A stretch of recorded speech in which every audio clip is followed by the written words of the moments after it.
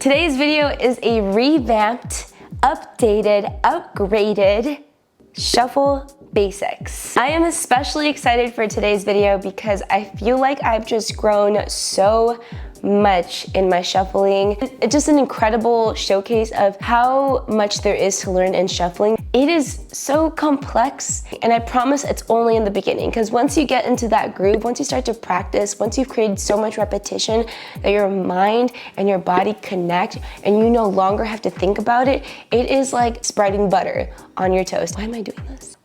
I've been shuffling since 2017. I learned how to do the Running Man way back in 2010. Yup, when Party Rock came out. There's so much to learn about the foundational tools to shuffling. Before we get into the video, make sure that you like, subscribe, maybe the other way around. Make sure you subscribe if you enjoy the video so far, and like the video as well, maybe at the end if you decide that you like it. I'm gonna be breaking down the 3 foundational tools that you need to get started on your shuffle journey, to freshen up on some knowledge. There is a lot more juicy details in this video than there was before. Definitely watch the whole way through. First thing is first, I do want to emphasize, as someone who is very different than the usual shuffler or cutting shapes person, I am what some people would call a hybrid. However, I don't even see it that way. I'm just a shuffler.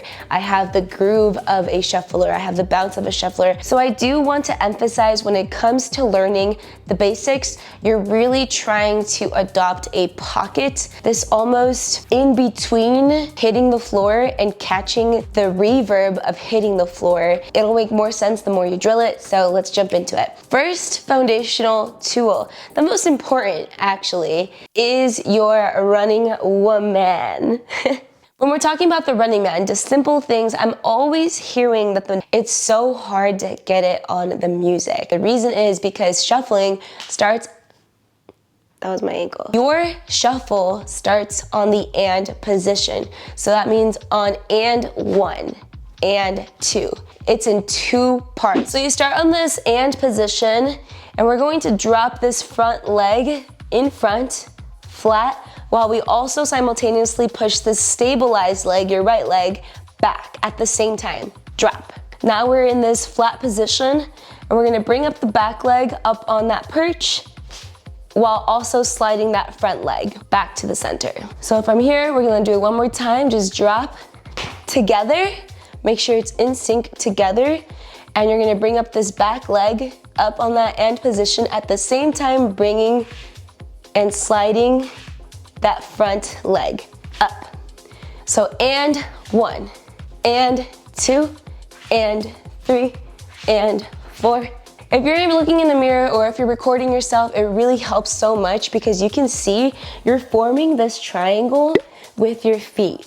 It's a triangle position. If you're marking a line right down the middle, it's 3 lines. 1, 2, 3, A, B, C. You're really moving from one point to the other and moving across. That front leg is trying to get back to the farthest point, right?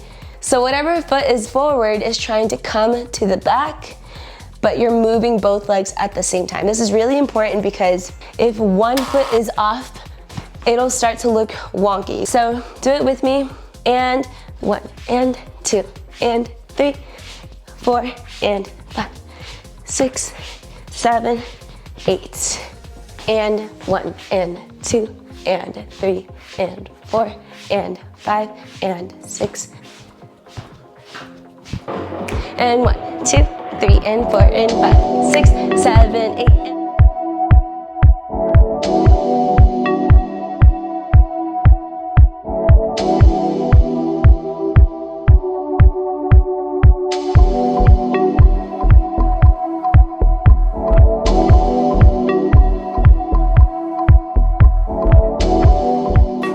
Seven, 8, and 1.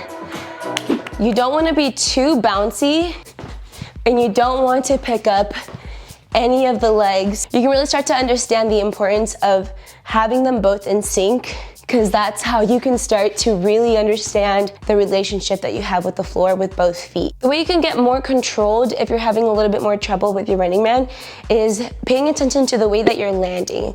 You could land at the midfoot of your triangle position, or you could land more on the balls of your feet, right in the front. Ha, ha.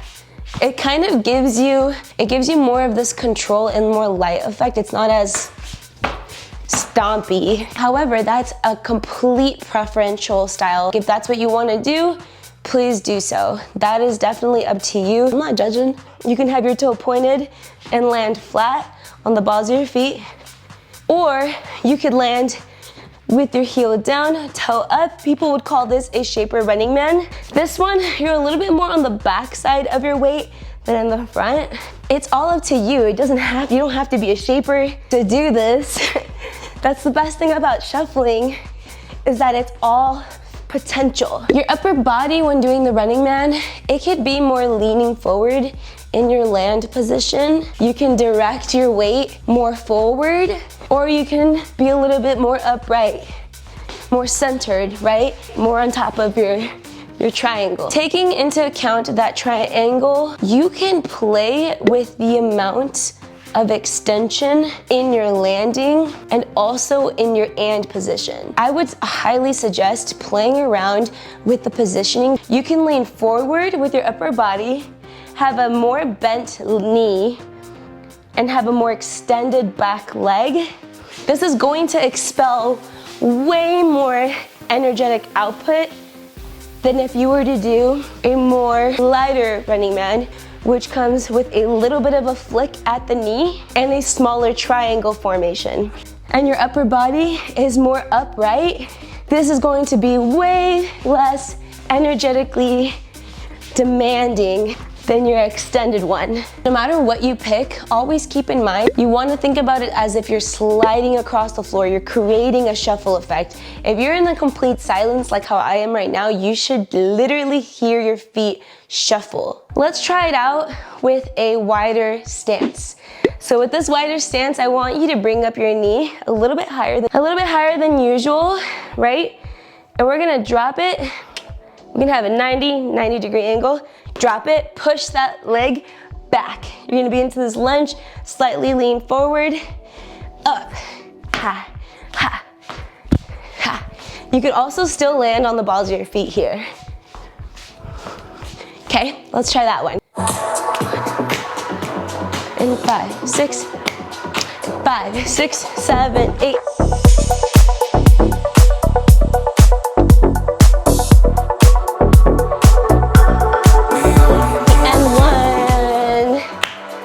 Let's try it with a smaller triangle, a little bit less of a high knee. Just here, flick it. Make sure you're upright, feet are right under you. It should feel like they're right under you, right here. Shoot, here. Less of a stride, just a small triangle flick. Hey, yeah. Let's try it. 5, 6, 8, and 1.